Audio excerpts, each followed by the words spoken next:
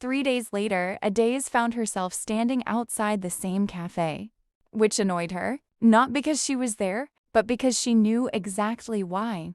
She walked in, ordered her coffee, and froze. Book defender, David. He stood by the counter smiling. "No terrible books today?" he asked.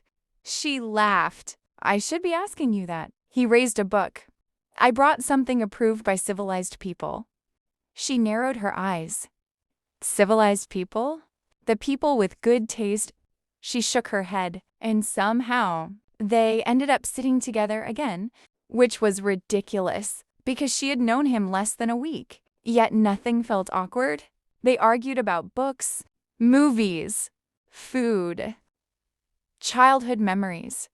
And before she knew it, she was laughing, really laughing. Then a loud noise interrupted them. A young man nearby dropped his laptop. Papers scattered everywhere. Before anyone moved, David was already helping. "It's okay," he said. "I've got it." The young man thanked him. David simply smiled and returned. Adaeze stared.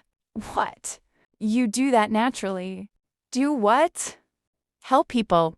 He shrugged. "Isn't that normal?" She smiled.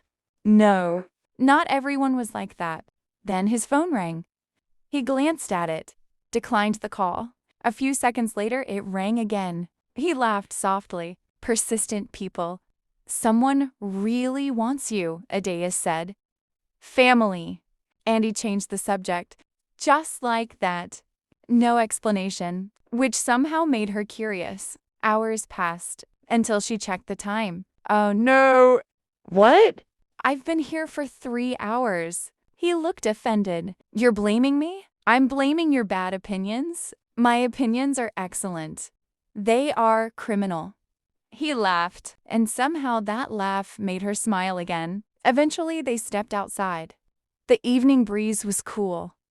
David smiled. "So, should I prepare my defense for the next terrible book you bring?" Adaeze laughed. "You mean the next masterpiece you'll insult?" "Exactly." She shook her head. "You are unbelievable." "So I've been told." Both of them laughed, and for a moment, neither seemed in a hurry to leave. Finally, David smiled. "See you around, book defender." She smiled. "See you around, book destroyer." He walked away. Now that Adaeze stood there watching him disappear into the crowd. Later that night, lying in bed, she caught herself smiling. Immediately, she frowned. No, she wasn't doing this again.